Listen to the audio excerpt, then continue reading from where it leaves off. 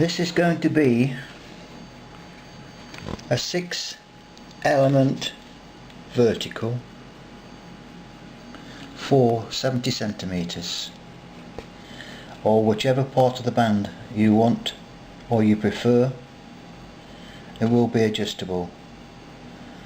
50 ohms output, spot on SWR, adjustable, linear loading using the Herbert matching method. I know you've never heard of that. Something I've just made up,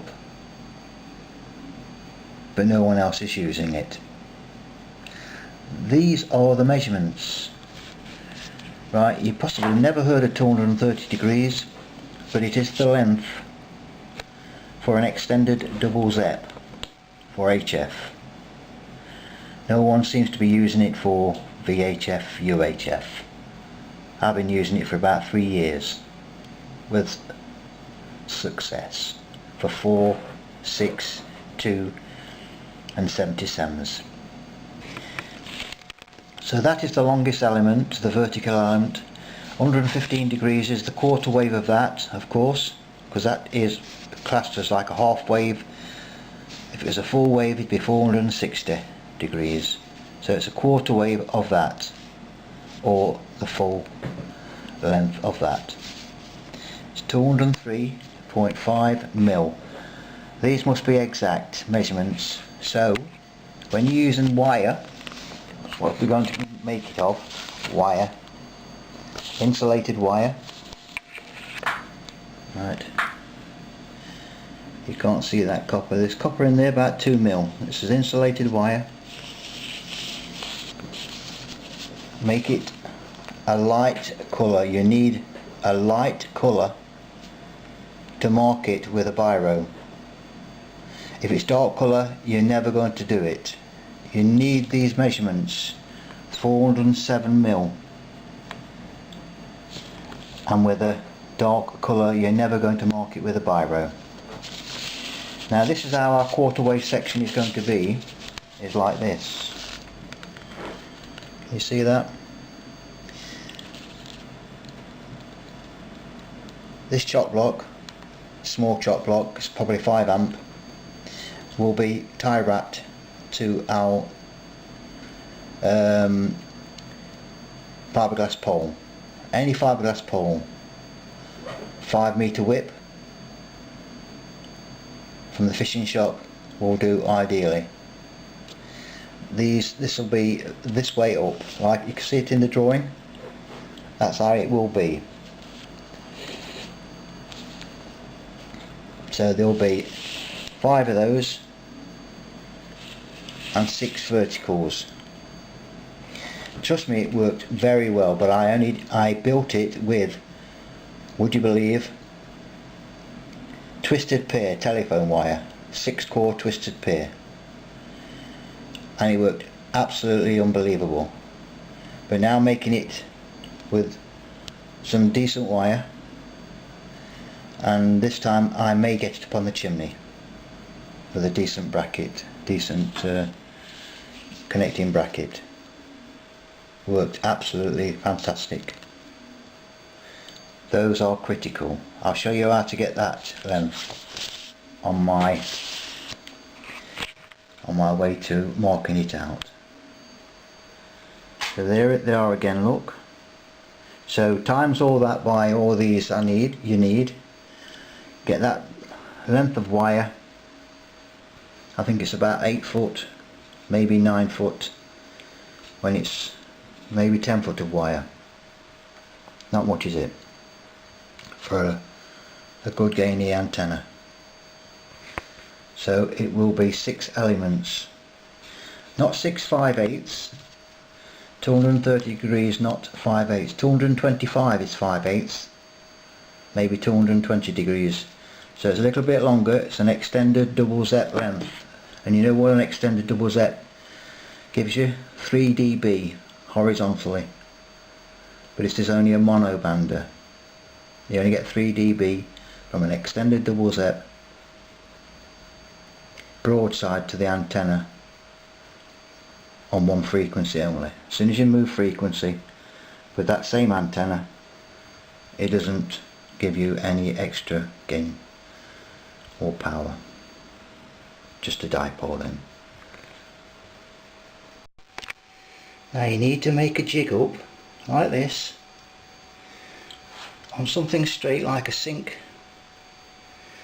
There's 203.5 and oops, the sun is out of this world. There's 407. So you'll measure 407 first and then one 203.5 and then 407 again, and do that 5 times for 115, 6 times for 407. Mark it with a pen. I can't see because the sun's shining through the window, but I know I'm on the right spot. When you start from the lower end and work up to the top, push it against this straight background like the sink, this old sink. Start from the bottom and hold it with your fingers until you get to this top here. Don't just stretch it out and let it curl up and then mark it. You've lost a mil, you lost 2 mils, and there's no way you're going to get exact. You got to work it up. It's not too far.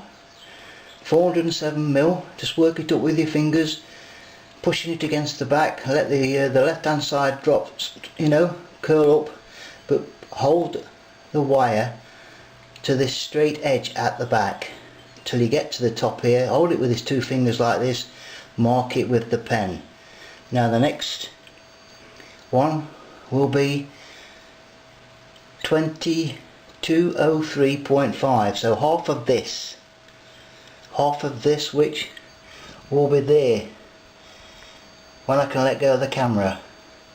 So I'll start there, push it against the back like that, the wire, while the left hand side drops away, but you keep it taut by holding it to the back till you get to that mark. Hold it with the 2 fingers on the left while marking it, scribing it with the pen with the right hand, and do that, and then you can go back, you can count. Don't use wire that's already got markers on it because you're going to lose it. If you're not certain how many you've done, just go back and check it. Within 5 minutes you'll have it all done. And the super antenna, maybe. Okay. If you want to, you can have this piece of paper with your way marking it out. Tick that, you've done the first. Tick that, you've done the second. Tick that, you've done the third. Tick that, just tick, tick, tick till you get to the top. Then you know you've done them all. Make sure you can read the pen markings when you pull. When you're finished, okay. When you get to the top, don't do anything. You've got some spare wire left, I'm sure. Go and check your markings, but you don't want to start cutting anything off and you think, oh, there's only 5 elements. With your last element, the top of your last element, don't use snippers because you're going to lose 2 or 3 millimeters with the snippers and you can't accurately cut it.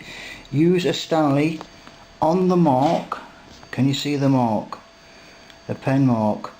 And then use one of these plastic or something underneath so you don't damage any work underneath or worktops. Because you can get it right to the end and they do bend a little bit, these CD separation things. You can see where I've done it before where it's all scratched. So that is the top element, the top of the element, the top of the antenna. Okay. You'll need 5 of these small chop blocks. They aren't the miniature ones. They may be 5 amp because this one is a 10 amp, and then there is a little smaller one. So you just need 5 of those. And that, just to tell you, is the total length of the wire you will need. 3.460 we'll say. so a little bit longer than that. So you need 5 of these, and then now you've got a thread through. So right, you need one. Loosen the screw off from either side. You can actually take that centre one out if you want to. It doesn't make any difference, it won't interfere with the antenna. It'll make it a bit more stable being inside, but you know, loosen the screws off so that you can get the wire through both the outside ones.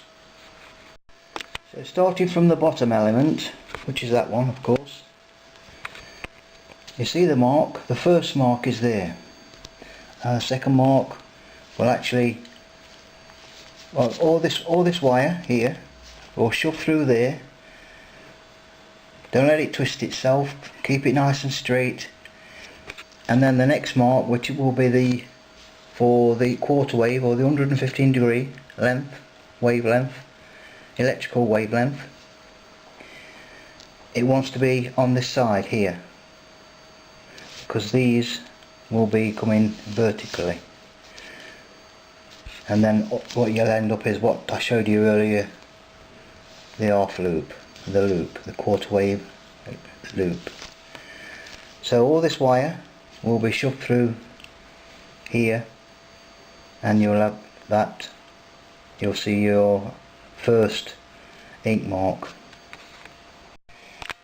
There we go, they're tightened up.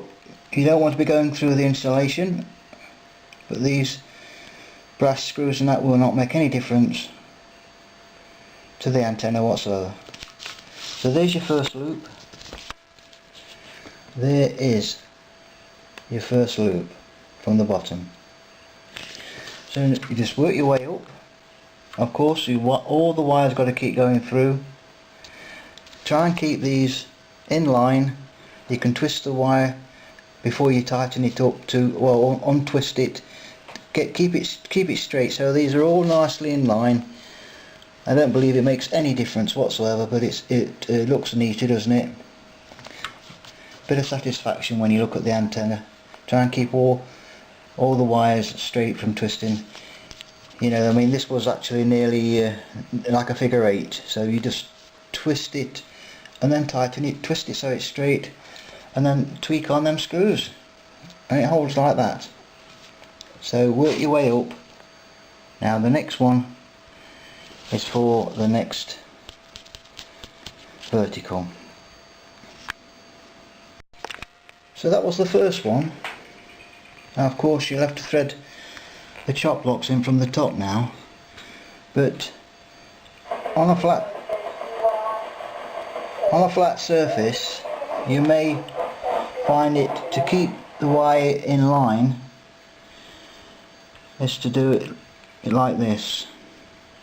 So that's the first marking, the second marking, well, the first marking for the next element. So, and then when we've done this one, because of course this wire will be going back into there and then coming out again just like this one. So then you may be able to move this one to this side and then thread the next one. Try and keep the chop blocks all the same, in the same direction, or flat. If you want to do it on the floor, on the carpet or the lino or whatever you've got, big worktop. But this is the second element there, look, you see, and this will be the second loop when it goes through there and then to the next element. I don't know why it just went off then. So this is how I've mounted it on an 8-foot cane. I say you can use anything you want, but I suggest an old X50. It's only 1.3 meters in length, but the bracket at the bottom is exceptional, you know, for mounting on a 2-inch pole.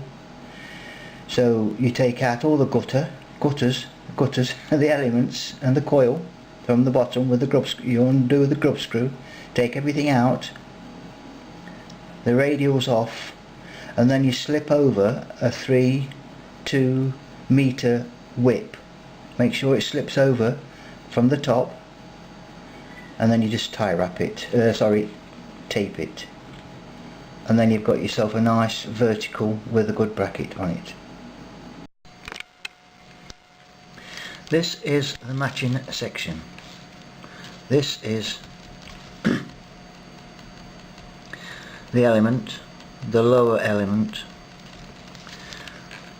Of course you know what these are, but these are the extra ones. These are 10 amps, they're a little larger, so we get a little bit wider, because this is what we're going to use for adjusting our SWR. Now we're on 77s and it doesn't need much to move to change the frequency, trust me.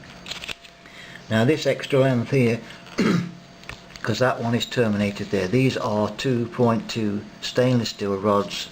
Go around to your local welder, he'll give you a couple of rods for a couple of quid or what, but I've purchased a box full because I've used them on other projects. Now I won't leave it on this cane, because as soon as it gets wet everything is going to change. It's going to be a radiator itself near enough. It's not going to do it any good. It's got to be on a plastic, non-conducting. But this extra length, because this one finishes this side, is only because I've got one extra long, longer than this of course, but it seemed to work with that, whether it does help it or not. So the total length on this side is about 280 millimeters, and it is terminated at the bottom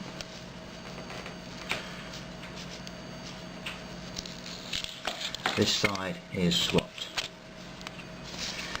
let's see now, it's 210 mil. This side's 210, that side's 280.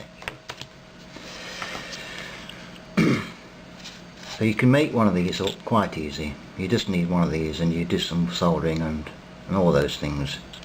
You can see what I've done. Of course this has got to go to the centre, because this is a radiating element. This is just that side.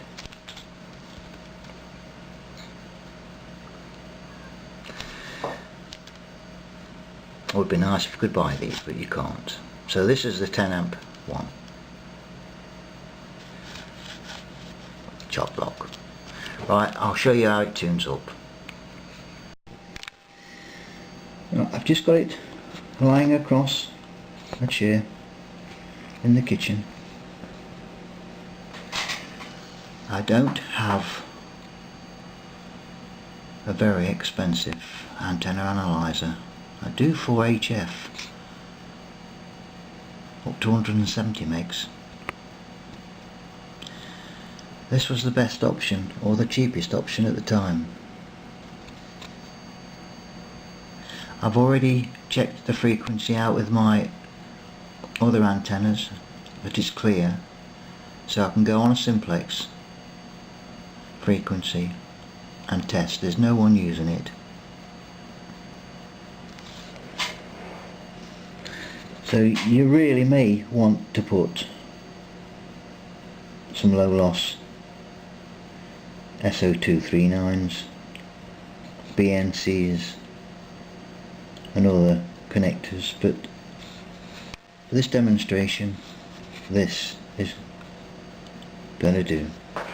We're using a handheld for testing, 5 watts,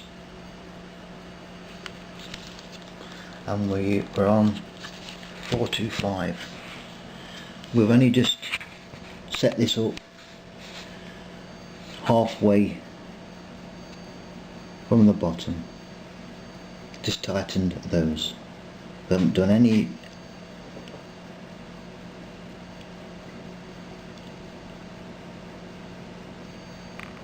testing, we just tightened them up, and we're putting 5 watts into this. Now what's that? 5 watts. Look at the SWR.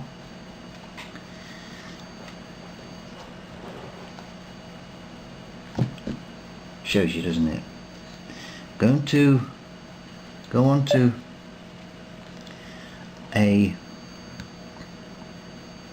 now it probably won't be resonant, but a quick test. Right. Well, it's not bad though, is it? But it is horizontal. It's only just a line here. If I moved it around, it may be a better signal. That's a local repeater on 77s. Better than that on the rubber duck, but you know, get it outside. There she goes. Well, you see how it is, full length on the cane. Now of course this is not a permanent fitting, and you can see it's longer than the 8-foot cane.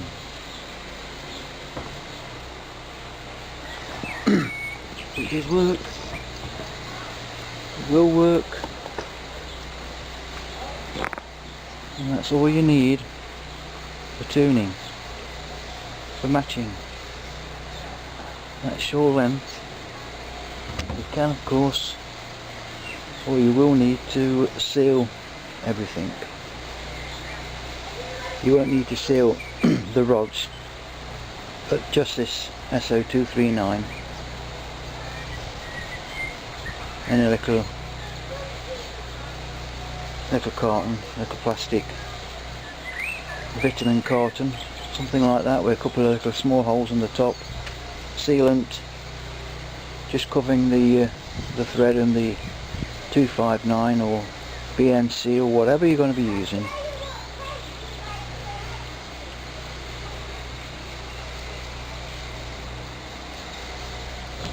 See you later.